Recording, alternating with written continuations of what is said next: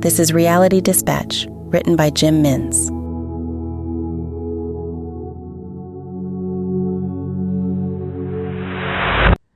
When her parents' house had settled and the finance was dispersed around her brothers and sisters, Camille was left with $20,000 after tax. The bike she bought sight unseen on the Facebook marketplace from a man who claimed to have owned it for less than 3 months. He charged her $14,000. She had sold all her possessions the day she made the online purchase.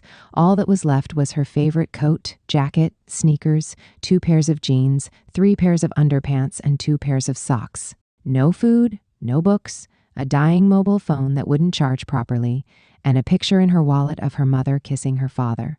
She debated internally whether or not to add this to the pile of junk to be incinerated. To hold on to the image was to be attached. She was happy to have an e-bike because it felt less confrontational than a conventional combustible engine motorcycle. They required a clutch shift and a knowledge of the braking techniques, otherwise the engine would go dead. She was reminded of a long-lost partner who was infatuated with the machines. He had an old Indian. It was intimidating to her. She remembered burning her calf muscle while sitting tandem on one particular outing. The e-bike would serve her well. It required 1 push to ignite, 1 twist of the wrist to accelerate, and 1 pull of the other handle to brake. It should be charged at night for optimal performance the next day. She would be able to ride 5 hours solidly without the need to recharge. This would serve her well. She was left with $4,500 once her possessions had emigrated out of the front door of her soon-to-be vacated apartment. This was what liberation felt like. To stay was to be attached. She hit the open road the following day with a sense of freedom reserved for those who had just been released from particularly long sentences. The rush of air flicking her hair, the speed and maneuverability of the machine, and the black top of the tar as it laid out beyond the horizon, all glistening under a perfect blue sky with golden sunshine. This was what heaven felt like. She would ride like this for days, for hours, for years, for however long the $4,000 would carry her. She would not rest on her laurels like she did when Mom and Dad were alive. To stay is to invite attachment, and she was done attaching herself to anything. 4 hours had passed, and the feeling did not cease. But she was hungry. She pulled into the rest stop an hour from the border, letting her hunger dictate her moves until that beast was silenced. She only wanted to hear from the road, and she didn't welcome the intrusion. But riding required sustenance, and this could only be achieved through a refueling. She would eat, and she would leave, out the door as quickly as she came. To stay was to be attached. A burger and fries followed by a large chocolate sundae, and still she was hungry. She ordered another large fries and water for the journey. She tipped the packet down her throat as she mounted the bike and took off to be over the border by sundown. As the road trains trailed off to their towns of delivery and the cars began to dwindle out toward civilization, she rode the highway on a flat, vast horizon and watched on as destiny approached. She wondered where the road that approached led, what that road had installed for her. She found herself instantly growing fond of the image presented, the scenery, the magic that the twilight hour brings on a vast open plain. This is why people took fantastic photos at this time of the day, she thought. I should get out and take a snap for Instagram. Another thought grabbed her mind. She shook that one off. She didn't have Instagram anymore. She didn't have social media, period. Social media was a trap designed to hold her eyes hostage and steal experiences beyond the screen away from her. To be on social media was to be attached. She looked over the horizon and wondered about the house that her siblings sold. She was bitter that they never called her, never consulted, and never asked her opinion. They made a plausible case that it was not viable to hold the house in the possession of the family once Mom had passed, which she could understand. But to just be rid of it, like it never existed, like it meant nothing. She was angry at herself for not fighting hard for it, not putting up a fight at least. How could they throw away their childhood like that?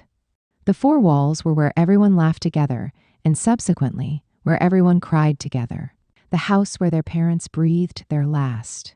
She was attached to that house, but she didn't realize it until it was ripped away from her. A sanctuary, taken, leaving only a memory. Paradise lost, she said over the wind, but could not hear her voice. Her eyes grew weak and she felt the lids grow heavy.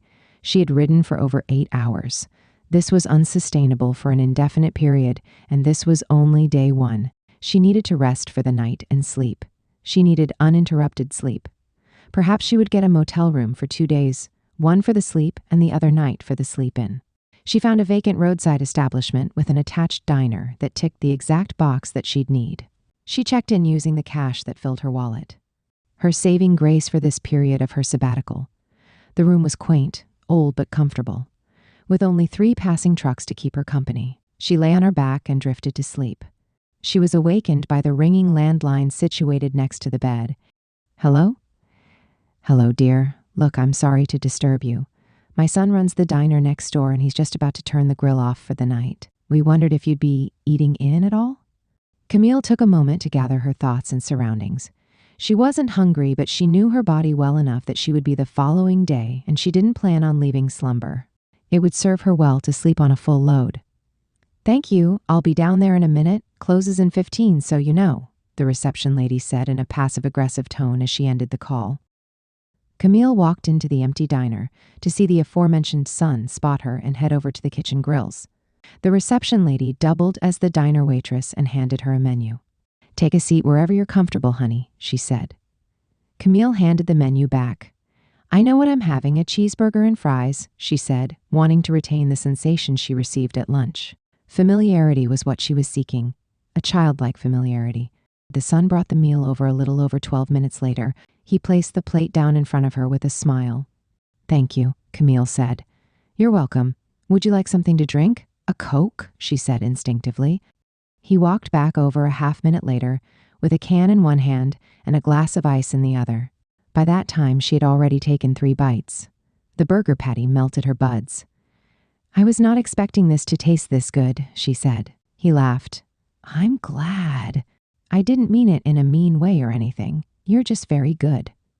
"I cook at L'Amour," he said with a beam. Camille looked on with a vague expression. "You're from Sydney, right?" Yeah. Never heard of L'Amour?" "No, it's Michelin star." "I'm not a foodie." "Right," he said. "That makes sense." He looked down at the meal he had prepared. "Hey, you made it," she laughed. He laughed too. She liked him. He was handsome. "Why are you cooking here? If you are a great big wig chef?" "I grew up here. I visit my parents on the weekends." He took a seat opposite without asking. Camille tensed up. "Is something wrong?" "No," she lied. "Hey, if you're not comfortable, I'll go," he said, standing. "Yes, please. Could you?" she asked. No problem. He had left as quickly as he had arrived. She was saddened to see him leave, despite her visual discomfort. But to stay is to be attached. She stood from the table and paid for her meal to his mother, who turned her curious gaze of her into scorn. She left the motel on the back of the bike and continued her aimless travels. The heavens opened up and the rain began to pour down on the midnight roads. It was the polar opposite of her experiences on the open road 10 hours earlier. She wanted that feeling of freedom and openness to return. She slowed her speed, but the cars that had suddenly appeared on the blacktop did not. She was vulnerable. She wondered if she should turn back to the motel, now that she had been riding for 25 minutes. It would take her that long to return. She yearned to put her head down on that brown corduroy pillow. She missed the fabrics and the fake tiled walls already. She was attached to that room in the 30 minutes she had spent in there. To stay is to be attached, she reminded herself. She twisted her right wrist and accelerated on through the storm, into the morning, into the unknown.